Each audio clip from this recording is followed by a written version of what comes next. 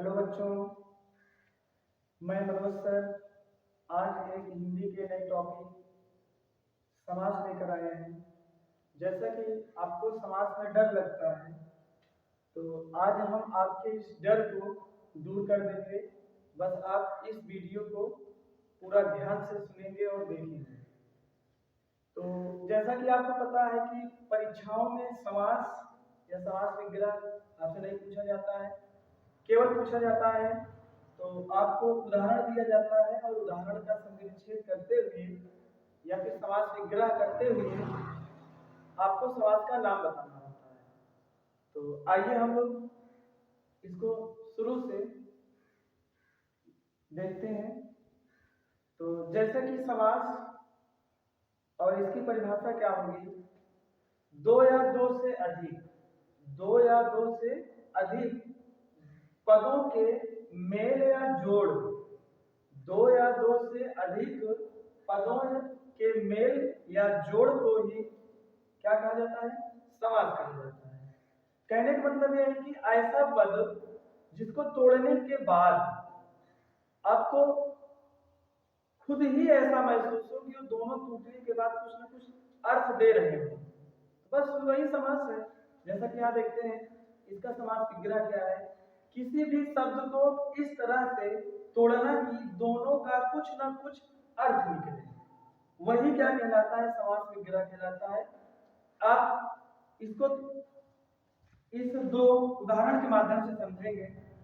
जैसे यहाँ दिया गया है पहला प्रतिदिन, तो प्रतिदिन का मतलब अगर आप इसको जब तोड़ेंगे, कहने का मतलब है कि जब इसका आप समास विग्रह करेंगे, आपसे पेपर में इस तरीके से दिया जाएगा, तो अब ऐसे दे दिया कि प्रतिदिन, और उसमें आपसे पूछा जाएगा कि ये बताइए कि कौन सा समास है और इसका विग्रह कीजिए। तो हम इसका देखिए विग्रह कर रहे हैं, तो प्रतिधन दिन, प्रतिधन दिन। इसका कहने का मतलब ये है कि प्रति लग जाने से जो दिन की महत्व है वो बढ़ जाता है। कहने का मतलब है कि वो डेली की बात कर रहा है, यानी हर दिन की बात कर रहा है। तो आइए देखते हैं दूसरे उदाहरण में। जैसे यहाँ दिया गया है बारंबार, तो बारंबार का मतलब आप खुद ही सोच सकते हैं, कोई चीज जो बार बार हो रही हो, जैसे कि बार धन बार। अब हम लोग समास के प्रकार देखेंगे। जैसा कि आप पढ़े हैं, समास 6 प्रकार के होते हैं। तो आज इस 6 प्रकार को हम एक ऐसा ट्रिक के माध्यम से बताएंगे कि आपका कभी भी समास गलत ही नहीं होगा। जैसा कि यहाँ पर हम अपने से इसको इस ट्रिक को बनाए हैं, आंत दाब कर। कहने का मतलब है कि जैसे आपका कभी पेट दर्द करता है तो आप अपने आंतों को क्या करते हैं, दबाते हैं, और दबाने के बाद अपने कद को बढ़ाकर डॉक्टर की ओर भागते हैं। तो आप इस ट्रिक के माध्यम से समझ सकते हैं। देखिए, ये ट्रिक बनाने का एक खास उद्देश्य हमारा यही है कि जैसे कहा जाता है कि अव्ययी भाव समास में पहला पद प्रधान, तत्पुरुष समास दूसरा पद प्रधान, और तीसरा है द्वंद्व समास जो दोनों पद प्रधान। कहने का मतलब पहला पद प्रधान, दूसरा पद प्रधान, दोनों पद प्रधान।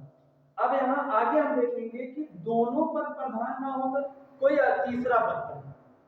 और जो आपका पांचवा है, ये है विशेष विशेषता। जैसे कि आप कोई कार्य करते हैं या फिर आप किस तरह से देखते हैं कि रुक गया। तो हम लोग पहुंचे थे कर्मधारय समास में। तो कर्मधारय हमारा समास होता है, और लास्ट जो हमारा आता है द्विगु समास। द्विगु समास जैसे संख्या होता है, यानी पहला पद ऐसा होगा जिसमें संख्या के बारे में बताया जाएगा, तो वहां पर द्विगु समास होगा। तो यहाँ थोड़ा सा हम लिखकर आपको समझाते हैं। एक काम मेरा कार्ड। अब हम लोग प्रकार देखने के बाद 6 प्रकार को बारी बारी से देखेंगे।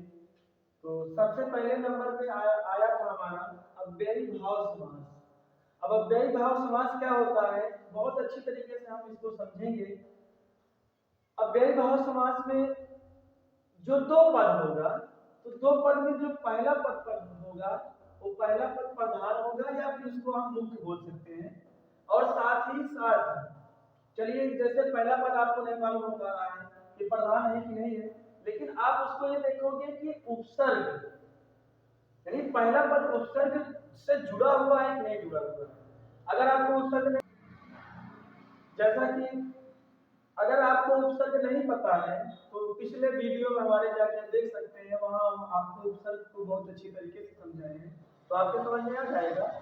तो हम इसमें देखेंगे कि पहला पद प्रधान हो और साथ ही साथ वो पहला पद जो हो उपसर्ग से जुड़ा हुआ हो। आइए बच्चों हम समझते हैं, यदि आपके समझ में ये नहीं आया है तो आप उदाहरण के माध्यम से समझेंगे तो हो सकता है कि आपके समझ में आ जाए। तो यहाँ पर हम देखिए बहुत अच्छी तरीके से पहले से ही लिख के रखे हैं। जैसे पहला है प्रत्येक। प्रत्येक का मतलब ये होता है जब आप इसका विग्रह करोगे तो प्रतिधन एक हो जाएगा। अब यहाँ पर देखिए कि प्रति लग जाने से क्या हो गया, इस एक का महत्व बढ़ गया। तो कहने का मतलब यही तो हमने आपको यहाँ समझाया है कि पहला पद क्या हो प्रधान, तो यहाँ पर पहला पद क्या है प्रति। अब यहाँ इसका आगे हम देखेंगे, इसका मतलब हो जाएगा एक एक के प्रति। प्रत्येक समास का हम समास विग्रह करेंगे तो प्रतिधन एक बराबर क्या हो जाएगा एक एक के प्रति। अब देखिए यहाँ जो पहला पद है वही हमारा क्या है उपसर्ग। यही चीज हम आपको समझाने की कोशिश कर रहे हैं। आइए दूसरा उदाहरण देखते हैं, आजन्म। तो आजन्म को हम जब देखेंगे तो जब दो शब्द में इसको डिवाइड करेंगे तो देखिए बच्चों आ प्लस जन्म। तो अब यहाँ पर इसको हम समझेंगे तो इसका मतलब हो जाएगा जन्म के प्रयास। अब यहाँ पर देखिए जो पहला पद है वही हमारा क्या है उपसर्ग है। अब इसी तरीके से हम तीसरा उदाहरण देखेंगे। तीसरा उदाहरण है भर पेट। भर पेट का मतलब जब इसका समास विग्रह करेंगे तो भर प्लस पेट, तो यही भर हमारा क्या हो जाएगा उपसर्ग हो जाएगा और ये पेट भर के इसका विग्रह हो जाएगा। आइए हम चौथा देखते हैं। चौथे में क्या है बेकाम। बेकाम, बे प्लस काम बराबर बिना काम के, यानी जो बिना काम के हो उसको बेकाम कहा जाता है। तो जो हमारा पहला पद है वही हमारा क्या है उपसर्ग है। आइए हम पांचवा उदाहरण देखते हैं, उपकृष्ण। अब देखिए जब इसका विग्रह करेंगे तो उपधन कृष्ण। अब देखिए ये जो हम आपको तोड़े हैं, तोड़ने का मतलब हमारा उद्देश्य यही है कि आपको समझ में आए कि जो पहला पद है वो क्या उपसर्ग है या नहीं है। तो यहाँ पर देखिए उप है तो उप क्या हमारा उपसर्ग है। तो अब इसको जब हम लिखेंगे तो कृष्ण के समीप, जैसा कि बच्चों अगर पेपर में आपको इस तरीके से कोई उदाहरण आता है तो आपको यही सारे कॉलम बनाकर इसी प्रकार से दर्शा देना है। 100% आपको जितने नंबर का है आपको मिल जाएगा। जैसा कि बच्चों अभी हम पहला इसका प्रकार पढ़े थे अव्ययी भाव, तो उसमें पहला पद प्रधान था। अब तत्पुरुष देखेंगे, इसमें कह रहा है कि दूसरा पद प्रधान अर्थात मुख्य। ऐसा पद जो ऐसा समास जिसको तोड़ने के बाद जो दूसरा पद हो वो प्रधान हो यानी मुख्य हो, तो वही क्या कहलाता है तत्पुरुष समास। तो आइए हम लोग जो है देखते हैं इसको उदाहरण के माध्यम से। तो जैसा कि पहला है सुख प्राप्त। अब यहाँ पर आप ध्यान से समझेंगे, सुख धन प्राप्त। अगर आपको सुख मिल ही जाए और नहीं सॉरी मतलब अगर आपको सुख दिख जाए और अगर प्राप्त न हो तो वो सुख किस काम का। तो यहाँ पर आप इससे समझ सकते हैं कि इसमें दूसरा पद क्या हो रहा है प्रधान हो रहा है। तो इसका मतलब बराबर हम लिख देंगे कि सुख को प्राप्त करने वाला। अब आगे दूसरा समझेंगे कि धनहीन। धनहीन धन प्लस हीन, धन आपको दिख रहा हो और वो धन आपको मिल न रहा हो अर्थात आप गरीब हो। तो अब इसको हम कह सकते हैं धनों से हीन। हीन का मतलब होता है गरीब, कहने का मतलब है जिसको धन प्राप्त न हो। अब आइए तीसरा देखते हैं स्वर्ग प्राप्त। अब जैसा कि आप जानते हैं कि सभी को स्वर्ग प्राप्त होना चाहिए, ऐसा हम लोग जो है कामना करते हैं। आइए देखते हैं इसको जब अलग करेंगे तो स्वर्ग स्वर्ग धन प्राप्त। अब भाई जैसा कहा जाता है ना कि स्वर्ग सबको मिले ना, तो अब जिसको स्वर्ग प्राप्त हो कहने का मतलब यह है कि इसको हम बराबर करेंगे, लिखेंगे आगे तो स्वर्ग को प्राप्त करने वाला, अर्थात आप अच्छा काम करोगे तो आपको स्वर्ग प्राप्त होगा। आइए इसी प्रकार हम लोग देखेंगे मोक्ष प्राप्त, जैसा स्वर्ग प्राप्त से वही मोक्ष प्राप्त। अब यहाँ हो जाएगा मोक्ष धन प्राप्त बराबर मोक्ष को प्राप्त करने वाला। ठीक इसी प्रकार अब हम देखेंगे तेल चट्टा, अर्थात तेल प्लस चट्टा। कहने का मतलब है कि तेल को चाटने वाला। कहने का मतलब इसमें सीधा सीधा यही है कि जो इसका पहला भाग था अव्ययी भाव था उसमें पहला पद प्रधान हो रहा था, और जैसा कि दूसरा पद है तो दूसरे पद में क्या है, इसमें दूसरा पद प्रधान है। तो अब हम लोग आगे वाला देखेंगे। जैसा कि बच्चों हम दो पार्ट इसके देख चुके हैं, जिसमें अव्ययी भाव में पहला पद प्रधान था और तत्पुरुष समास में दूसरा पद प्रधान था, और जो अब तीसरा पार्ट हम लोग देखेंगे द्वंद्व समास। द्वंद्व समास में पहला पद और दूसरा पद प्रधान होता है, या फिर आप यूं कहिए कि पहला वाला जो पद होगा वो दूसरे पद का उल्टा होगा, या दूसरा पद जो होगा वो पहले पद का उल्टा बोले तो विपरीत होता है। तो अब हम इसको उदाहरण के माध्यम से समझेंगे। जैसे यहाँ दिया है माता डैश पिता, तो अब ये जो आप बोलते हो डैश ना, तो ये योजक का चिन्ह है। किसका चिन्ह है? योजक का चिन्ह है। यदि आपको कभी भी समास में जो दो पद दिया हो और दोनों पद के बीच में ये चिन्ह दिया हो योजक का, तो आप समझ जाइएगा कि वो द्वंद्व समास है। बस इसमें और आपको कुछ नहीं जानना है, बस नहीं जानना है कि इस तरीके से अगर बीच में योजक का चिन्ह दिख रहा है तो वो हमारा द्वंद्व समास होगा। तो आइए हम समझते हैं इसको। जैसे माता पिता, अब माता का उल्टा पिता, पिता का उल्टा माता। देखिए मालूम चल गया ना, ये विपरीत है। अब आगे इसको जब विग्रह करेंगे तो माता या पिता, तो यहाँ हो जाएगा माता या पिता। अब इसी प्रकार रात, फिर योजक का चिन्ह दिन, तो रात प्लस दिन, इसका मतलब है रात और दिन। अब आप सोच रहे हैं कि एक बार या लिखा है, एक बार और लिखा है, फिर या, फिर और, फिर या। आप समझिए ऐसा, या फिर आप इसके बीच में या लिखिए या फिर और लिखिए, आप दोनों में से किसी एक का प्रयोग आप कर सकते हो, चाहे आप या लगाओ चाहे आप और लगाओ। आइए जैसे दिया है पाप पुण्य, पाप का उल्टा पुण्य, पुण्य का उल्टा पाप। अब यहाँ हो जाएगा पाप प्लस पुण्य बराबर पाप या पुण्य, या फिर आप लिख सकते हो पाप और पुण्य। तो आप इसमें चाहे या लगाइए चाहे आप और लगाइए। इसी प्रकार आगे है सुख दुख, सुख का उल्टा दुख, दुख का उल्टा सुख। इसी प्रकार सुख प्लस दुख बराबर सुख और दुख। अब लास्ट है हमारा भला बुरा, बीच में योजक का चिन्ह, तो इसका मतलब है कि भला और बुरा। तो भला या बुरा या फिर भला और बुरा। तो कहने का मतलब बच्चों ये है कि जैसे अभी तक हमने जो है पढ़ा है अव्ययी भाव, तो उसमें पहला पद प्रधान होता था। फिर हमने जो है पढ़ा तत्पुरुष समास, उसमें दूसरा पद प्रधान था, और इसमें तीसरा द्वंद्व में इसमें दोनों पद प्रधान, अर्थात ऐसा दो पद जिसका एक दूसरे का विपरीत हो या फिर उल्टा हो। अब हम आगे चौथा पढ़ेंगे। अब हम इसका चौथा पार्ट देखेंगे। न पहला पद न दूसरा पद, न पहला पद न दूसरा पद प्रधान न होकर कोई तीसरा पद प्रधान होगा। तो अब इसमें हम लोग देखेंगे कि तीसरा पद आखिर प्रधान होगा कैसे। जैसा कि पहले यहाँ पर उदाहरण के माध्यम से दिया है दशानन, दशानन, दशा का मतलब होता है 10 और आनंद का मतलब होता है मुख, अर्थात जिसके 10 मुख हो, अर्थात जिसके 10 सिर हो। वो कौन था? सभी लोग जानते हैं 10 सिर वाला रावण था। इसी प्रकार जो है दूसरा देखेंगे लंबोदर, लंबधर उदर, लंब मतलब लंबा, उदर मतलब पेट। कहने का मतलब है कि लंबे पेट वाले। अगर आपसे पूछा जाए कि लंबा पेट किसका है, तो आपका शायद उत्तर होगा भगवान गणेश। अब हम लोग जो है तीसरा इसका पाठ देखेंगे चक्रपाणि, चक्रधर पाणि। चक्र मतलब होता है चक्र, और पाणि मतलब हाथ। कहने का मतलब है जिसके हाथ में चक्र हो। तो आपको पता होगा, अगर आपसे पूछा जाए तो आपका उत्तर होगा विष्णु। इसी प्रकार जो है त्रिनेत्र, त्रिनेत्र मतलब होता है त्रिधन नेत्र, नेत्र मतलब आंख। आप सभी को पता होगा तीसरी आंख किसकी है, तो आपका उत्तर क्या आएगा, भगवान शंकर। ठीक इसी प्रकार पांचवा है खगेश। खगेश का मतलब होता है खग धन ईश। खग का मतलब होता है पक्षी, ईश मतलब होता है श्रेष्ठ या फिर ईश्वर।